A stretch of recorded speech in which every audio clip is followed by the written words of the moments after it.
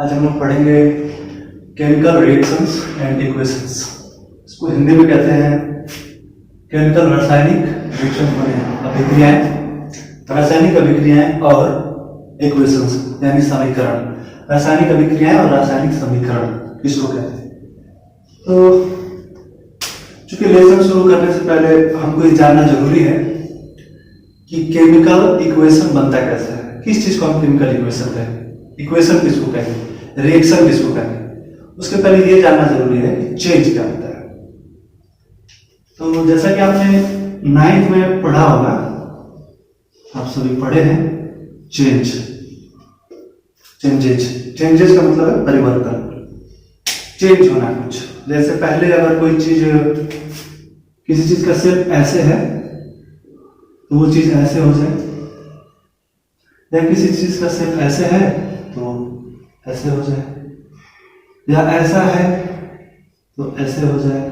Change का मतलब है बदलाव, कुछ परिवर्तन। जो पहले था वैसा बाद में नहीं है, बाद में उसमें चेंज आए।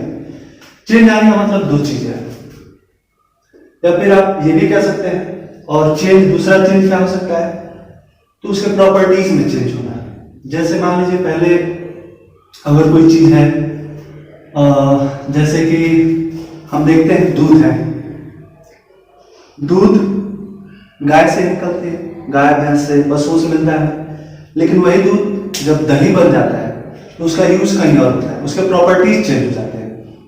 ऐसा कैसे होता है, क्यों होता है, इसी को हमें जानना है। तो केमिकल रिएक्शन और इक्वेशन पढ़ने से पहले, रासायनिक अभिक्रिया और समीकरण, रासायनिक समीकरण पढ़ने से पहले हमको चेंजेस, इसको जानना बहुत ही जरूरी है। तो चेंजेस क्या है? चेंजेस का मतलब हिंदी में आपने यही पढ़ा होगा या आप जानते होंगे, बदलाव, ठीक है, या परिवर्तन, ठीक है। परिवर्तन आप किसको कह सकते हैं? जैसे अगर पहले मैं पतला था तो अभी मोटा हो गया, या अभी मोटा हो तो बाद में पतला हो जाऊंगा, ठीक है। तो यही चेंज है। चेंज का मतलब, अब चेंज दो प्रकार से हो सकता है।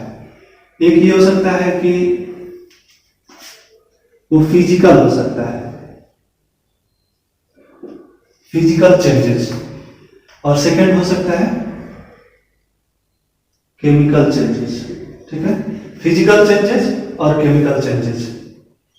तो फिजिकल चेंजेस का मतलब क्या है यहाँ पे? फिजिकल यानी कि इसको हिंदी में आप कह सकते हैं भौतिक,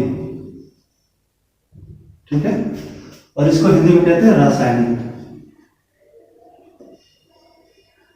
ठीक है। अब भौतिक परिवर्तन क्या होता है और रासायनिक परिवर्तन क्या होता है?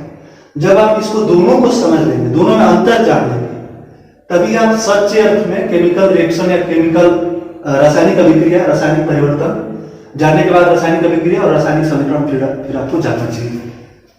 पहले आपको ये जानना जरूरी है, और उसके पहले फिजिकल और केमिकल चेंज में अंतर जानना जरूरी है। फिजिकल का क्या मतलब है, किस चीज को आप फिजिकल बोलते हैं? जैसे जो लोग सेना वाले होते हैं, सेना की तैयारी करते हैं, सेना की आर्म फोर्सेस, पुलिस की तैयारी करते हैं, वो लोग फिजिकल अपना बनाते हैं। फिजिकल बनाते हैं मतलब क्या देखा जाता है उसमें? फिजिकल में क्या होता है? फिजिकल में वो पुलअप करेंगे, डिप्स लगाएंगे, दौड़ बनाएंगे, ठीक है। तो फिजिकल कहीं भी जब आप जाएंगे, आपका फिजिकल हो रहा है, फिजिकल स्टैंडर्ड टेस्ट हो रहा है, पीएसटी हो रहा है, इसका मतलब आपका दौड़ देखा जा रहा है कि आप कितने देर में, कितने टाइम में कितना डिस्टेंस कवर कर रहे हैं।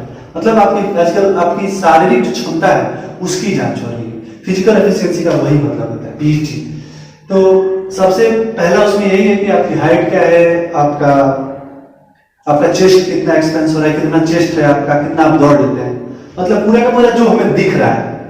भौतिक का एक ही अर्थ है यहाँ पे, हमें जो दिख रहा है, ठीक है, हमें जो दिख रहा है मतलब जैसे आप कितना तेजी से दौड़ सकते हैं, ठीक है, आपका चेस्ट कितना है, सीना का फुलाव कितना है, सीना कितना है, ठीक है, या आपकी हाइट कितनी है, ठीक है, हाइट।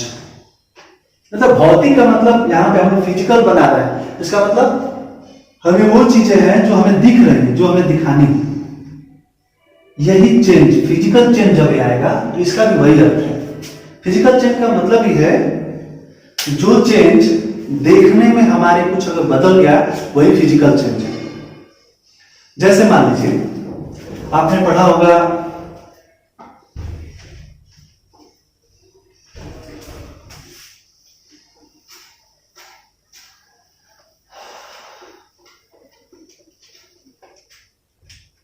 है ठोस, द्रव और गैस, यानी कि सॉलिड, लिक्विड एंड गैस।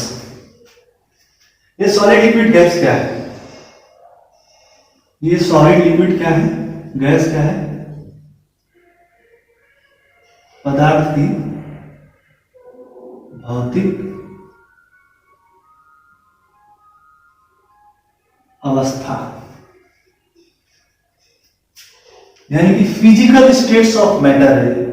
याद रखिएगा, इसमें एक वर्ड जुड़ा हुआ है, इसको आप कभी भूलना नहीं, आपको ये याद रखना है। ये जो ठोस, द्रव, गैस है, इसके अलावा जो दो और भी है, इसके बारे में अभी तक कोर्स में आपके नहीं है, प्लाज्मा और बोस आइंस्टीन कंडेंसेट है। याद रखिए कि अभी कोर्स में नहीं है क्योंकि इसके प्रॉपर्टीज नहीं जान पाए हैं, साइंटिस्ट रिसर्च ही चल रहा है, इसीलिए इस कोर्स में आपके नहीं है। हालांकि थोड़ा सा बुक में जरूर दे दिया होगा, ठीक है। आखिर 10th में आप हैं, 10th का पहला लेसन पढ़ने जा रहे हैं, 9th का आपको कुछ जानना जरूरी है, अभी समझ में आपके आ जाएगा। ठोस, द्रव, गैस जो होता है, ये होता है पदार्थ की भौतिक अवस्था, मतलब physical states of matter. Physical state, physical मतलब जो हमें दिख रहा है। जैसे सॉलिड, आप किस चीज को सॉलिड बोलते हैं? सॉलिड किस चीज को बोलते हैं? जैसे हम इस पेन को बोल सकते हैं, स्पार्कल को, कि ये सॉलिड है। सॉलिड का मतलब इसका शेप फिक्स है और इसका वॉल्यूम जो है वो भी फिक्स है, मतलब ये कितना स्पेस कवर करता है ये भी आपको पहले से पता है। गैस है, पता है, आप इसका मेजरमेंट, आप इसको मेजर कर सकते हैं, माप सकते हैं, और इसका शेप कैसा है वो भी आपको पता है। जैसे मान लीजिए, तो हम उसको ठोस बोलते हैं जिसका शेप और वॉल्यूम दोनों चीज फिक्स होता है। अब लिक्विड किसको बोलते हैं? जैसे पानी, पानी को आप जिस भी बर्तन में, अगर आप थाली में रख रहे हैं तो थाली जैसा बन जाएगा, अगर आप उसको लोटे में रख रहे हैं तो लोटे जैसा बन जाएगा, गिलास में रख रहे हैं तो गिलास की ही शेप को वो ग्रहण कर लेगा, वैसा ही बन जाएगा। मतलब इसका शेप चेंज हो रहा है, हाँ, लेकिन इसका वॉल्यूम, मतलब कितना जगह कवर करेगा। ऐसा नहीं है कि इस रूम में हम कितना भी पानी भरते जाएंगे, एक लोटे में कितना भी पानी भरते जाएंगे, कई हजार लीटर हो सकता है, ऐसा नहीं हो सकता। उसमें कुछ अमाउंट फिक्स होगा कि इतना ही एमएल पानी आ सकता है। तो द्रव में वॉल्यूम फिक्स होता है, उसका शेप फिक्स नहीं होता है। सॉलिड में वॉल्यूम और शेप दोनों फिक्स होता है। गैस में दोनों चीज फिक्स नहीं होती, गैस को कंप्रेस किया जा सकता है। जैसे कि आपने देखा होगा एलपीजी, लिक्विफाइड पेट्रोलियम गैस, या सीएनजी, कंप्रेस्ड नेचुरल गैस, ये सभी बहुत ज्यादा उन पर प्रेशर रहता है, तभी वो लिक्विड स्टेट में रहते हैं। जो भी प्रेशर हटाते हैं वो उड़ जाते हैं, गैसेस स्टेट में चले जाते हैं, इवोपोरेट हो जाते हैं। यानी कि गैस का शेप और वॉल्यूम दोनों चीज फिक्स नहीं है। तो सॉलिड, लिक्विड, गैस यानी ठोस, द्रव, गैस, ये तीनों के तीनों हम कैसे बता पा रहे हैं? क्या बिना देखे हम नहीं बता सकते हैं? बता सकते हैं, नहीं बता सकते। हम जब तक देखेंगे नहीं तब तक नहीं बता सकते कि ये ठोस है, ये द्रव है, ये गैस है। देख के ही हम बताएंगे। अगर हमारे सामने कुछ रखा है सॉलिड, कुछ भी हम कुछ भी देख रहे हैं तभी हम बता रहे हैं अच्छा ये तो ठोस है, ये द्रव है, ये गैस है। बिना देखे नहीं बता सकते, मतलब देख के हम बता पा रहे हैं। अब देख क्या क्या रहे हैं उसका, हम उसका देख रहे हैं शेप कैसा है, उसका वॉल्यूम कैसा है, उसकी डेंसिटी कैसी है, ठीक है। तो कुल मिला जुला के भौतिक जो अवस्था है वो यही है कि वो कैसा दिखता है, उसका शेप कैसा है, उसका वॉल्यूम कैसा है, उसका डेंसिटी क्या है। तो फिजिकल चेंज भी वही है, सिंपल। आपने एक ही चीज रटा होगा या आपको पता होगा कि भौतिक परिवर्तन, फिजिकल चेंजेस वे चेंजेस होते हैं, वे परिवर्तन होते हैं जिसमें पदार्थ के मूल गुण नहीं बदलते हैं। या फिर आपने एक लाइन में पढ़ा होगा कि ये रिवर्सिबल होता है, मतलब फिजिकल चेंज रिवर्स हो सकता है, उसका प्रॉपर्टीज, केमिकल प्रॉपर्टीज नहीं बदलते। मतलब केमिकल केमिस्ट्री के हिसाब से क्यों आपको जानना है? अगर वो भौतिक परिवर्तन है तो भौतिक फिजिक्स के हिसाब से उसको जानना है। तो फिजिक्स का मतलब ये है उसमें जो आपको दिख रहा है, केमिस्ट्री के हिसाब से क्यों आप जानेंगे कि उसका रासायनिक गुण नहीं बदलता है, सिंपल।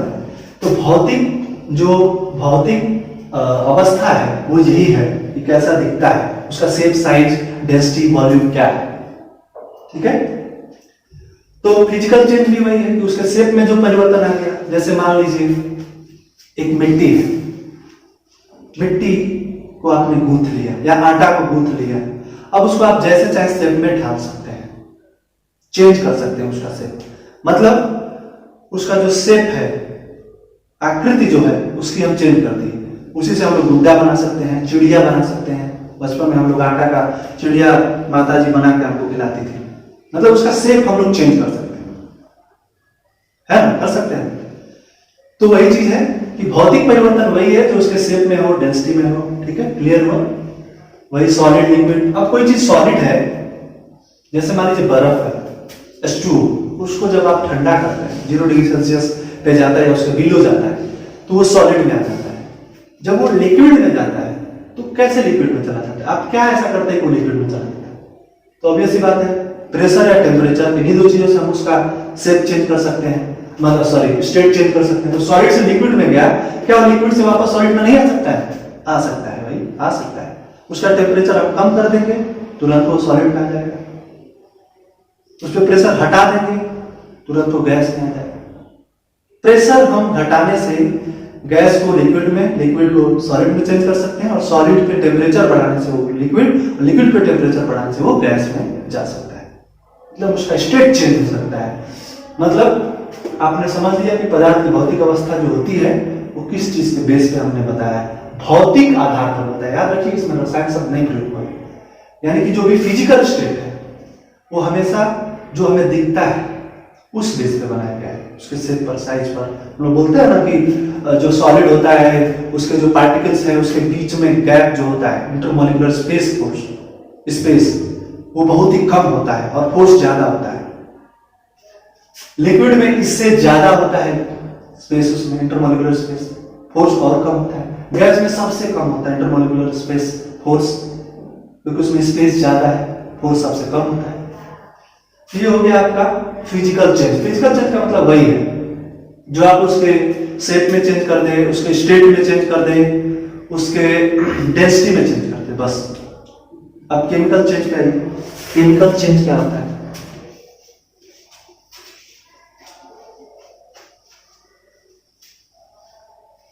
फिजिकल चेंज ये हो गया, अभी आप केमिकल चेंज जानेंगे।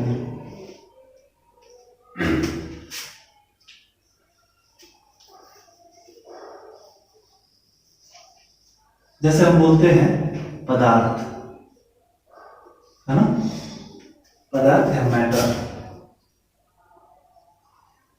है ना। पदार्थ क्या होता है, मैटर क्या होता है? तो जिस चीज में भी, जिसमें भी मॉस है, द्रव्यमान, पहला चीज,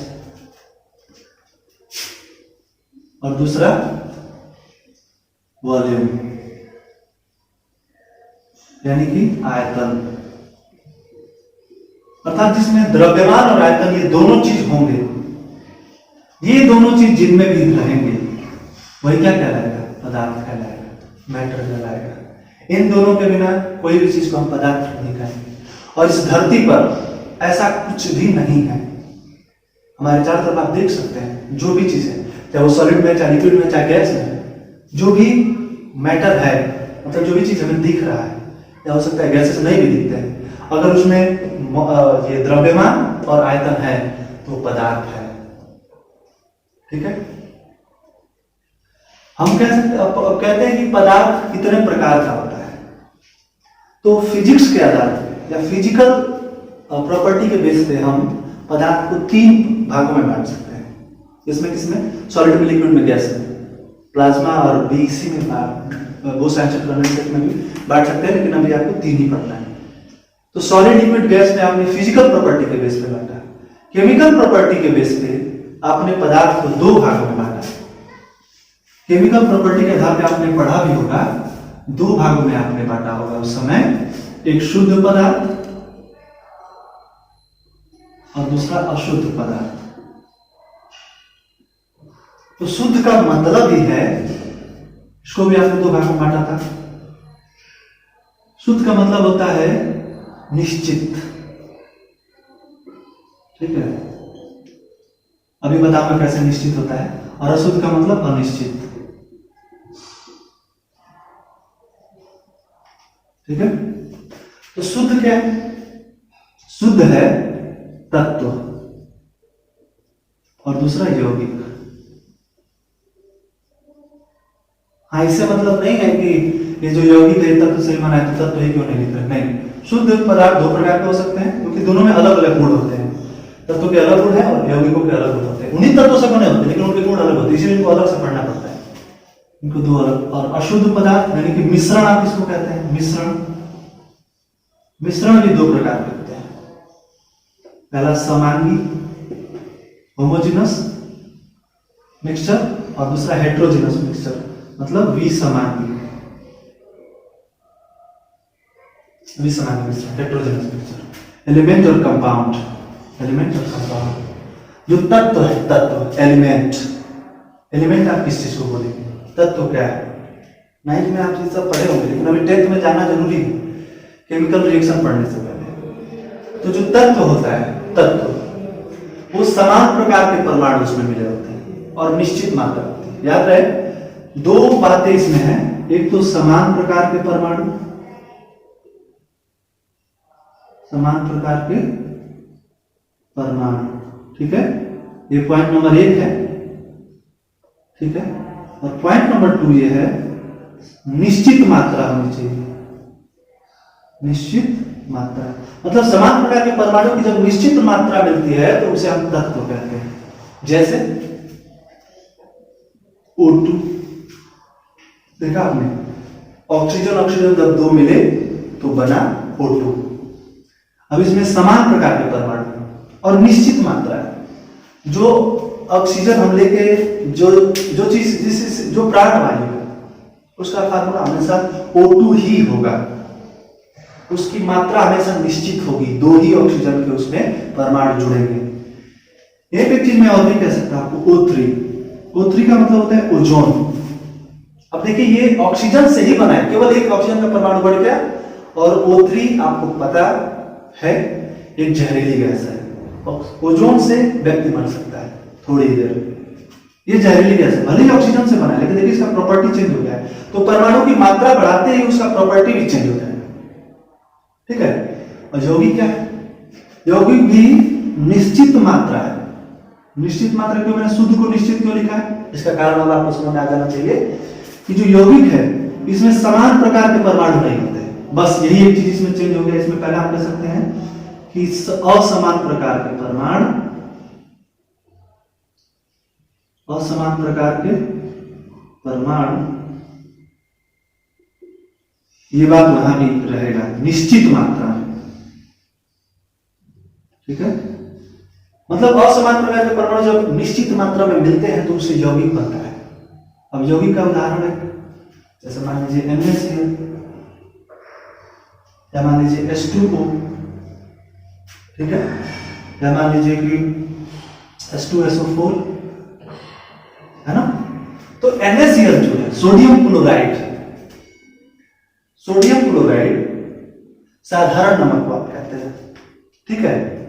तो क्या साधारण नमक का फार्मूला हम Na2Cl कर दे तो हो जाएगा? Na2Cl3 नहीं, गलत हो जाएगा। वो रिएक्शन ही, वो फार्मूला ही गलत है। साधारण नमक का सूत्र हमेशा Na और Cl से ही बनता है। मतलब एक सोडियम का परमाणु और एक क्लोरीन का परमाणु जब मिलेगा तभी जाके एक साधारण नमक का अणु बनेगा, दो अलग अलग परमाणु से असमान प्रकार के। ये अलग परमाणु है, ये अलग परमाणु है, लेकिन मात्रा एक निश्चित होनी चाहिए। इसमें आप कुछ नहीं चेंज कर सकते। H2O में भी जो जब हम पीते हैं उसका भी फार्मूला हमेशा उसमें दो हाइड्रोजन के परमाणु और ऑक्सीजन का एक परमाणु ही जुड़ा होना चाहिए। ऐसे ही H2SO4 एक सल्फेट यौगिक आयन, और एक ये जब इसमें जुड़ेंगे हाइड्रोजन के दो परमाणु तभी जाके सल्फ्यूरिक अम्ल का एक अणु बनता है। अब ये आपका हो गया रासायनिक गुण के आधार पे पदार्थों का वर्गीकरण क्यों बताना जरूरी था? क्योंकि आपको पढ़ना है रासायनिक परिवर्तन। रासायनिक परिवर्तन क्या है? तत्व से यौगिक में बदलना या तत्व को मिला देना। दो या दो से अधिक तत्वों को मिला देंगे, दो तत्वों को मिला देंगे तो कुछ और बन जाएगा, उसका प्रॉपर्टी कुछ और हो जाएगा। बताया था मैंने आपको। जैसे मान लीजिए O2 है तो इसी ऑक्सीजन से हम जिंदा रहते हैं, लेकिन इसी में एक और ऑक्सीजन आपने मिला दिया, O3 हो गया, तो ये प्राण घातक हो गया, जानलेवा हो गया। या फिर आप मान लीजिए कि यही ऑक्सीजन जब कार्बन से रिएक्शन कर लेता है तो क्या बनाता है? ऑक्सीजन प्लस कार्बन क्या बना गया? CO2 बन गया, मतलब कार्बन डाइऑक्साइड। ठीक है, कार्बन डाइऑक्साइड। अब ये कार्बन डाइऑक्साइड लेकर हम जिंदा रह सकते? नहीं रह सकते, मर जाएंगे। मतलब उसका प्रॉपर्टी भी चेंज हो गया। चेंज होने का मतलब यही है कि उसका प्रॉपर्टी बदल जाए। और इन्हीं रासायनिक परिवर्तनों को यानी कि केमिकल चेंजेस को जब हम शब्दों में, अंकों में, मतलब डिजिट्स में या अपनी साइंटिफिक भाषा में जब हम उसको लिखते हैं तो उसको इक्वेशंस बोलते हैं, केमिकल इक्वेशंस बोलते हैं। समझ आया केमिकल इक्वेशंस क्या है? केमिकल चेंज जब होता है, जैसे मान लीजिए दूध है, दूध आप रख दें गर्म मौसम में, गर्मी के मौसम में, कुछ देर बाद वो फट जाता है। अगर आप गर्म नहीं करते तो फट जाता है, मतलब दूध से फट गया। दूध का जो पहले प्रॉपर्टी दूध का जो था, बाद में अब वो नहीं रह गया, बाद में चेंज हो गया। दूध से दही बन गया तो दही का प्रॉपर्टी अलग हो गया, दूध की प्रॉपर्टी अलग हो गया। दूध से पनीर बन गया तो उसका प्रॉपर्टी अलग है, दूध का प्रॉपर्टी अलग है। मतलब केमिकल चेंज होने से उसका केमिकल प्रॉपर्टी भी बदलता है। याद रखिएगा, केवल दिखने में वो चेंज नहीं हो रहा है। अब केमिकल चेंज से क्या क्या बदलता है यह भी हम जानेंगे, लेकिन केमिकल चेंज में क्या होता है? उसका केमिकल प्रॉपर्टी जरूर बदलना चाहिए। ऐसा नहीं केवल फिजिकल प्रॉपर्टी बन गया, बदल गया, चेंज हो गया, पहले सॉलिड में था लिक्विड में अवक्षेप बन गया, नहीं, ऐसा नहीं होना चाहिए। उसका केमिकल प्रॉपर्टी भी बदलना चाहिए। ठीक है, तो यही है केमिकल चेंज। और केमिकल चेंज को इक्वेशंस में जब हम लिखते हैं, शब्दों में, लेटर्स में, तो उसी को केमिकल इक्वेशन बोलते हैं। केमिकल इक्वेशन कैसे बनाए जाते हैं यह भी हम सीखेंगे आगे।